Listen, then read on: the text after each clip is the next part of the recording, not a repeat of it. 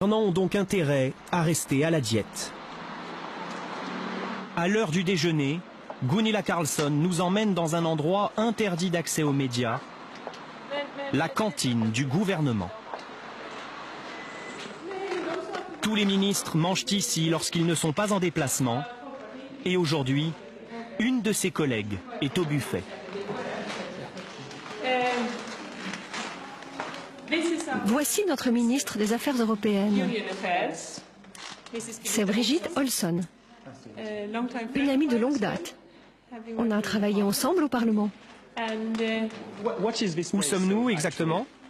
C'est la salle à manger des ministres, et seulement des ministres. Et on se sert nous-mêmes ici. Un repas très simple et qui n'est pas gratuit. Donc, cela fonctionne comme cela.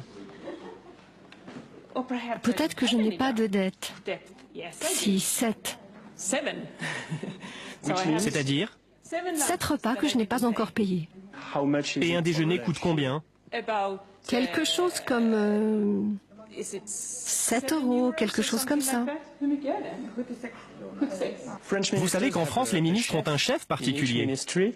Vous ne les enviez pas? C'est la France. Vous adorez la nourriture.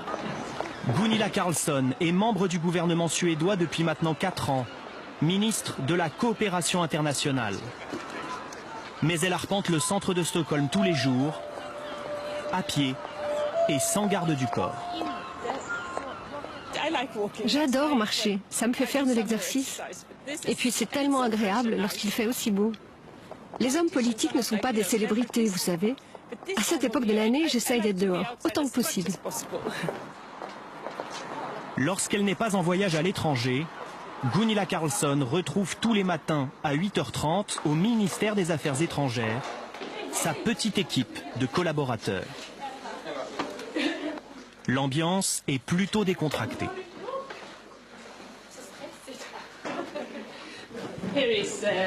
Voici Hans, l'un de mes conseillers. Brigitte, elle s'occupe de mon agenda politique. Et voilà ma salle de conférence. C'est très modeste.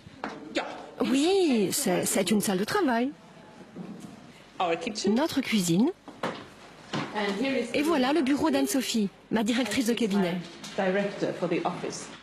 10 collaborateurs au total qui composent une équipe volontairement réduite, quand en France, n'importe quel secrétaire d'État est entouré au minimum d'une trentaine de personnes. Notre Premier ministre a été très clair. On ne doit pas avoir trop de personnel. On peut faire les photocopies nous-mêmes. Et si j'avais plus de conseillers politiques, ça montrerait aux gens que j'ai un peu perdu le sens des réalités. La démesure, pas vraiment le genre de la maison et de Gunilla Carlsson. Vous faites votre vaisselle? Oui, et je bois l'eau du robinet. Elle est très bonne, vous savez. Elle vient de Stockholm.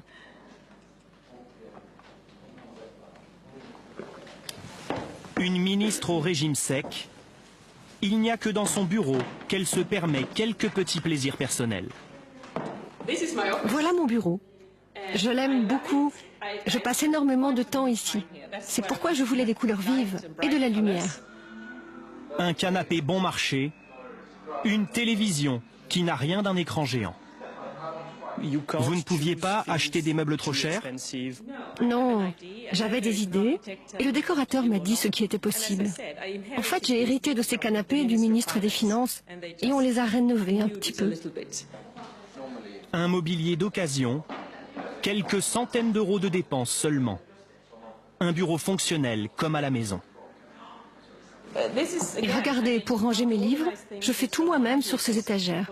Comme ça, je ne suis pas perdue. Aucun avantage particulier, la ministre est soumise aux mêmes règles que tous les fonctionnaires. Ça, c'est mon téléphone personnel, avec ma fille et son cheval en fond d'écran. Et ça, c'est mon téléphone professionnel. Vous ne pouvez pas l'utiliser pour un appel privé? Non. Ça arrive.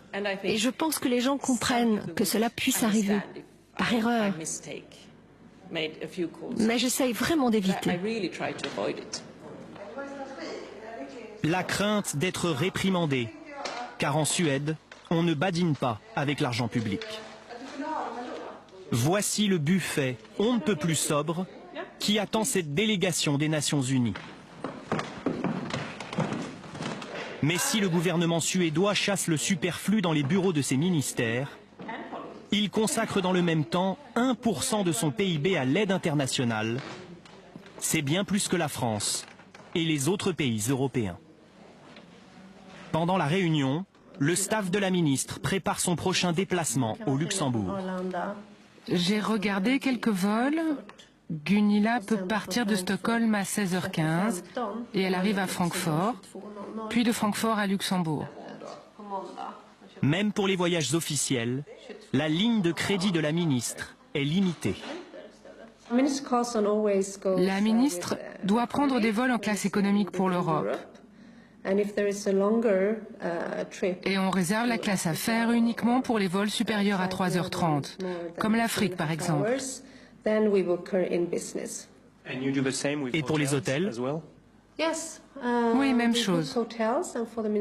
Pour la ministre, on réservera toujours une chambre standard, jamais une chambre trop luxueuse. Inconcevable de voler sur un jet privé ou de dormir dans un palace, comme cela peut arriver aux politiques français. Le train de vie d'un ministre. Mais aujourd'hui, Gunilla Carlsson est privilégiée. Pour son déjeuner de travail prévu de longue date, elle a droit à une salle à manger particulière avec ses invités. Et si la nourriture est la même qu'à la cantine, il y a tout de même une différence. C'est un repas gratuit, un déjeuner de travail, donc on ne le paye pas. Et comme vous le voyez, de la bière sans alcool. On boit très rarement du vin durant la journée. Aucun privilège pour les ministres. À tel point qu'à Stockholm, les symboles du gouvernement se fondent dans le paysage urbain. Ici, le ministère de l'économie surplombe les boutiques de souvenirs.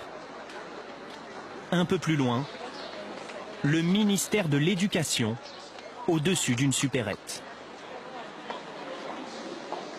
Une simplicité qui imprègne aussi les rapports humains. Devant le Parlement ce jour-là, Gunilla Carlsson fait une rencontre imprévue et très chaleureuse. Ça va bien, passe le bonjour aux autres. Je vous présente Alice. Elle est de gauche, du Parti social-démocrate. C'est une grande adversaire politique. Mais rien de personnel, hein? Elle est très forte sur les questions de justice et de politique intérieure. Et on se connaît depuis très longtemps.